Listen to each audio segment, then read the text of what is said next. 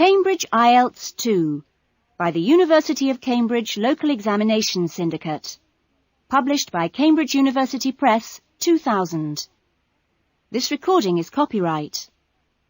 Cassette 2, Side 2. Test 4. You will hear a number of different recordings, and you will have to answer questions on what you hear.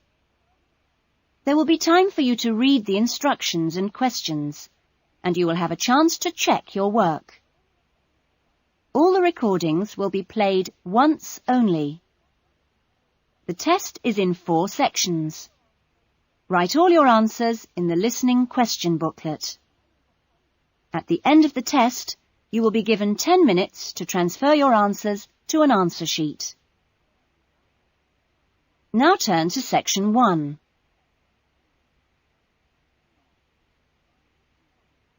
Section 1. Paul is renting an apartment. He has some problems with the property and has decided to report them to the housing agency. First, you have some time to look at questions 1 and 2.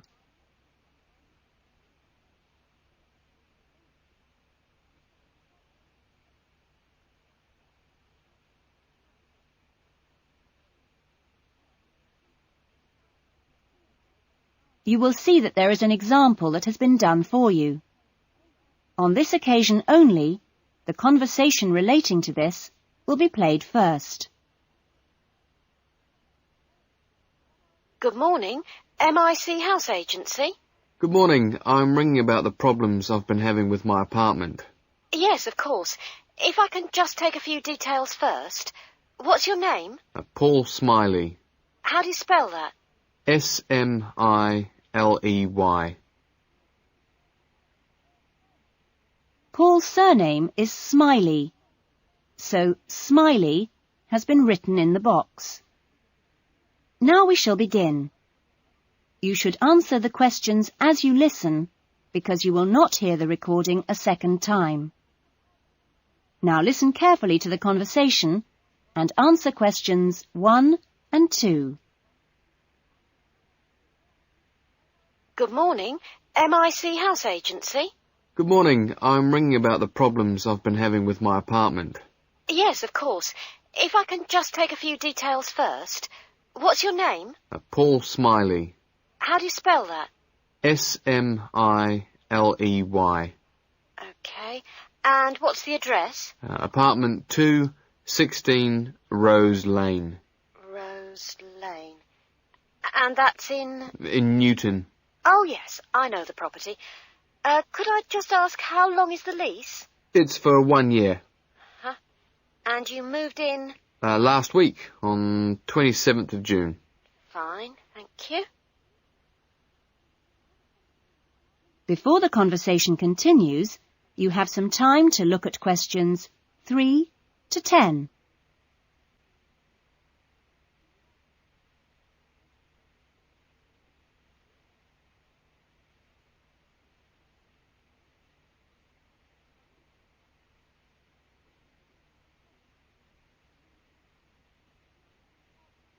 Now listen carefully and answer questions 3 to 10. And what are the problems that you've been having? Well, no one thing is really dangerous or anything, but, it's just been building up. Yes, of course. Well, the first thing is the washing machine. It's been leaking a little and it's beginning to get worse, because we have a small child and we really need to get that done straight away. Okay, that's a washing machine for immediate repair. And then there's a niggling problem with the cooker. Mm-hmm. The door's broken. Right. It's nothing serious and it can be used, but if you can send someone over in the next couple of weeks or so, that'd be great. Fine, I've got that. Then we're worried about all the windows. Are they broken? No, but there are no locks on them. And, with the insurance these days. Uh-huh. And when would you like those done? Well, that's not really urgent, but you never know when there's going to be a break-in. No. We'll get those done for you next week. Don't worry. And then there's the bathroom light. It's getting quite annoying. It flickers quite badly and it's giving me headaches. I'd really like to get that replaced right away. That's no problem. And then the last thing on the list is the kitchen curtains. They're torn. Oh, right. We do have quite a few spare ones in stock and can get those to you in the next week, if that's all right with you. Yes, that'd be fine. Anything else? No, that's all. OK, fine. What we'll do is get someone over to you this afternoon, if you're in. Well, I'm going to be out for a short time. Well, you tell us your preferred times. Well, the best time is about 1 o'clock. I'll have to check that with him, and if he can't make it then, what would be your second preference? Any time up to 5 p.m. would be fine. OK, I've made a note of that. Great. Well, thanks very much for your help. That's fine. Thank you for calling. Goodbye. Goodbye. That is the end of section 1. You will now have half a minute to check your answers.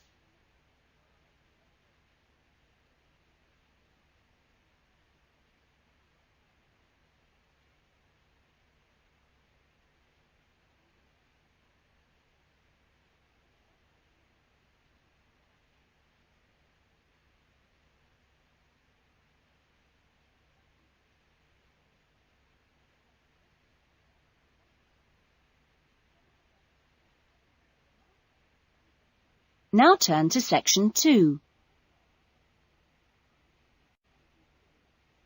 Section 2. You will hear a recreation officer at a holiday resort telling the guests about their accommodation and the activities available. First, you have some time to look at questions 11 to 15.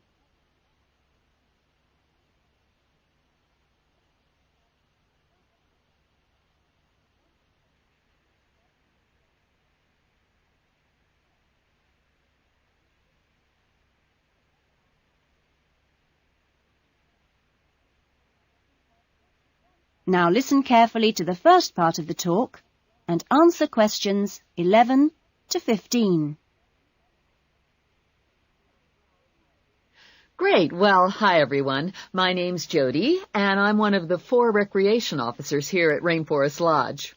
My job is to make sure that you all have a great stay here with us and go away feeling relaxed and refreshed. As you can see, we're literally in the middle of nowhere at the lodge. There are no newspapers or TVs, and there's only one phone, and that's in the office. The lodge is a complete get-away-from-it-all experience, a place to unwind and appreciate the world without a lot of interruptions and distractions. From your cabin balcony, you'll find that you can't see anyone else, and the only noise you should hear is the birds. When the luggage comes, one of the guys will take it across to your cabin for you and make sure you know the way back here to the main center for dinner in the restaurant. Dinner will be served in about an hour or so. All the times of each day's activities are printed on the blue sheet you should have got in the information guides that were handed out on the coach. Each explorer trip has a different focus, so it doesn't matter how many you do or on what day, because there's always something new to discover in the rainforest. Tomorrow, I think we've still got places on the Orchid and Fungi tour. This is on foot and takes you to different parts of the rainforest. Or, if you'd prefer, there's the 4-wheel drive tour to the waterfalls. Or the fishing trip, where I promise you we'll catch some lunch.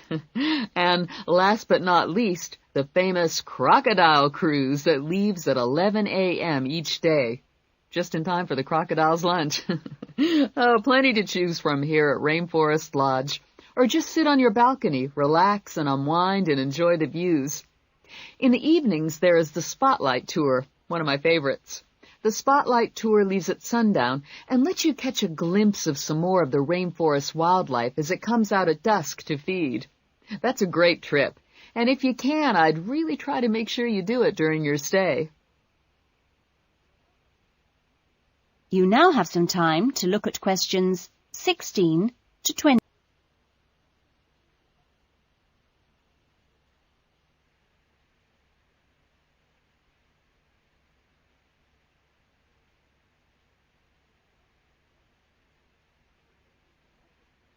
Now listen to the rest of the talk and answer questions 16 to 20. You've chosen to visit the rainforest in March, which is just at the end of the wet season, so you'll soon notice how well the waterfalls are running and also how damp the ground is. Things can tend to get a bit slippery, too, so if you didn't bring any walking boots, I'd advise you to hire some from the office.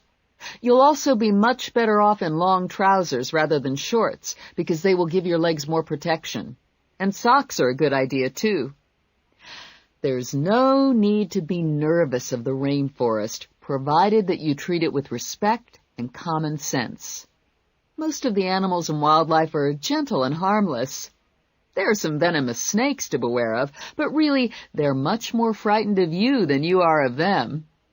The other thing is that certain plants can cause irritation if you touch them with bare skin. Well, that's about all for the time being. The guys are here to take you and your luggage to the cabin. That is the end of section 2. You will now have half a minute to check your answers.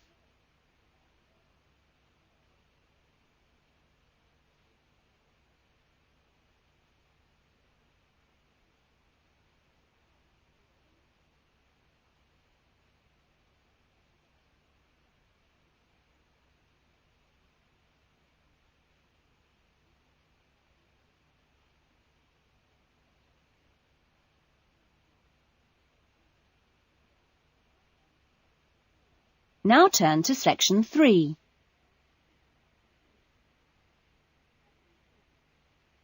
Section 3. You will hear a conversation between a counsellor and a student named John. First, you have some time to look at questions 21 to 25.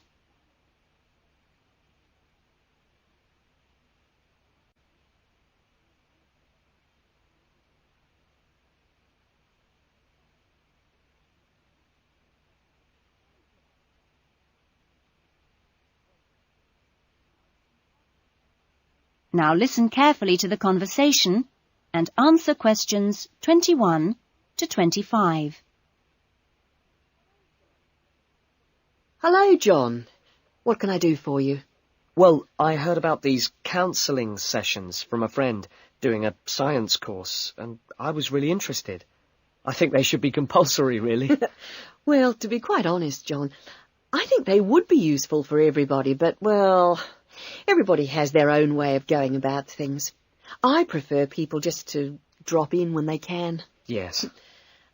I find that talking to students about the requirements of a course helps to clarify what needs to be done. I mean, the biggest difference between college and school is that new college students really have to do a lot of work on their own, and it's sometimes useful to get advice on how to take control of your time and work effectively. Yes. I mean, it seems like a very light workload until assignment time comes, and then I seem to be working all night sometimes. I'm not the only one. It's ridiculous. The resource centre is very good, but it closes so early. It's in the library, and so you think you could use it more. It's a real problem for me. Well, you're certainly not the only person in that position, as I'm sure you've found. It really comes down to using every available hour in a systematic way. If you do this with a plan, then you'll find that you still have time for yourself and your hobbies as well. Yeah. I've heard from Thomas that you made him a sort of plan like this, and he's going away for the weekend with all his work handed in, whereas I haven't even started. I need to find out a few more things about you first. I'll give you this form to fill in about your lectures and things before you leave. You now have some time to look at questions 26 to 30.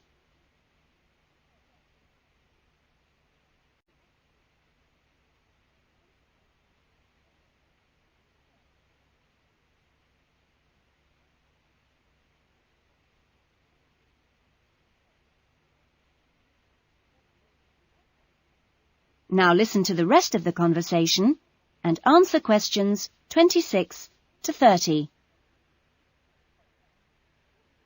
Now, what are your main problems? Well, What most concerns me is I'm still not doing very well in my assignments. Well, I know that you plan your writing carefully, but this can come to nothing if the assignment doesn't answer the question. That really is the key. You must read the question carefully and give it a great deal of thought before you even start planning or writing your first draft. It's also vital to check your work for errors. Everybody makes them, and they can influence the person marking the work. So, always take time at the end to check what you've written. As far as listening is concerned, I find it hard to keep up sometimes in lectures, especially 2-hour ones. I sometimes just seem to go off into a dream. It's a good idea to find out from your lecturers if they mind you recording the lectures. Oh. You only need one of those small cassette recorders. Yeah. The quality is pretty good, and a second listening can really clarify things. Something else you can do is check your notes with a friend after the lecture. Yes, that's a good idea. Thanks. It's hard to do all that all the time, though, especially when there's so much reading to do. Yes. It's important, though, not to confine yourself to reading on your subject. You should also read things of general interest that appeal to you. You know, novels, newspapers, that kind of thing. Do you have a good dictionary? Not really. I've never bothered with one. It would probably be a good idea to get one. Dictionaries aren't expensive, and they can help a lot. Also, you can underline or highlight new words, and then you've got a... That is the end of section 3. You will now have half a minute to check your answers.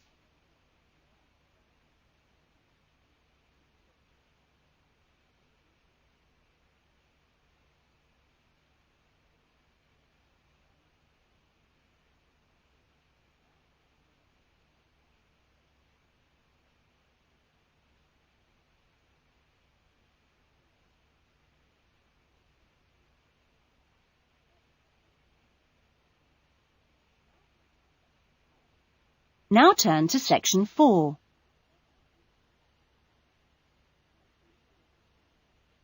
Section 4. You will hear a student talking about his research project in a university tutorial. First, you have some time to look at questions 31 to 40.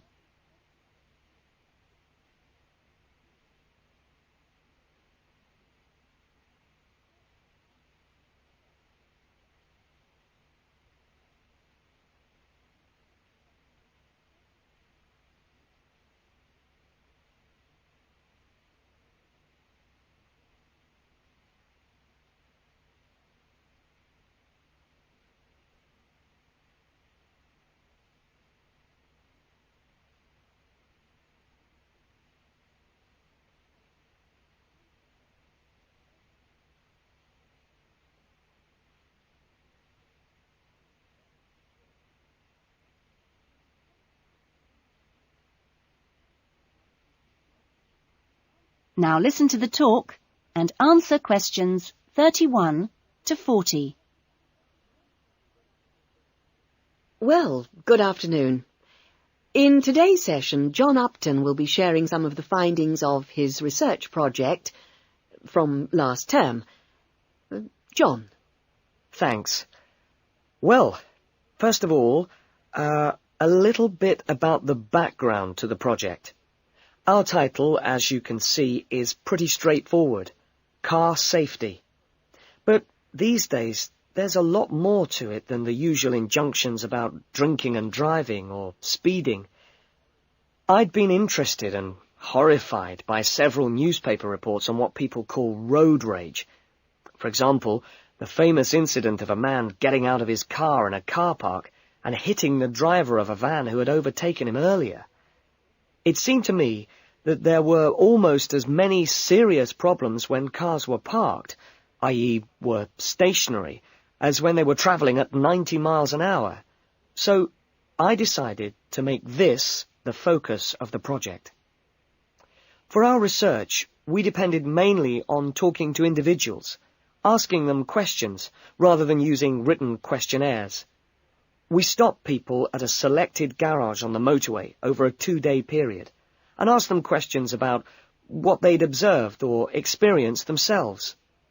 Our respondents were both men and women, but the women were just slightly in the majority. We were pleased by the public's willingness to stop and chat to us. In the end, we talked to a total of 135 drivers over those 2 days. So, what were our findings? Well, as you can see, 93% of respondents had had some kind of problem. A surprisingly large percentage, 24%, had had their car damaged in some way. But the main type of incident was being shouted at. 79% had experienced that. 15% had experienced violence on their own persons. They'd actually been hit by someone. The police tended only to be informed when there was physical violence involved. So, what strategies had people developed to ensure their own safety? Let's have a look at the figures here. Well, first of all, it was quite striking that there were often distinct answers from the men and women. It was mainly women, for example, who said one shouldn't ever stop to find out how to get somewhere, whereas it was men who said you should try to avoid looking directly at other drivers. Both men and women... It was women who said you had to tell someone when you were due to get to a particular destination. Then, I had thought that it would be mainly men, but both sexes made the point that it's much safer to get keys out well in advance as you go towards your car. Men were very aware that muggers or whatever might be concealed behind the car. They also made the point that you should leave plenty of room when you park your car, so you can make a quick getaway if you need to. Finally, locking doors at all times. Men didn't think it was quite as important as women, but both gave it a high safety rating. When we asked them what they thought the best improvements had been in the last 5 years in helping with road rage problems... That is the end of section 4. You will now have half a minute to check your answers.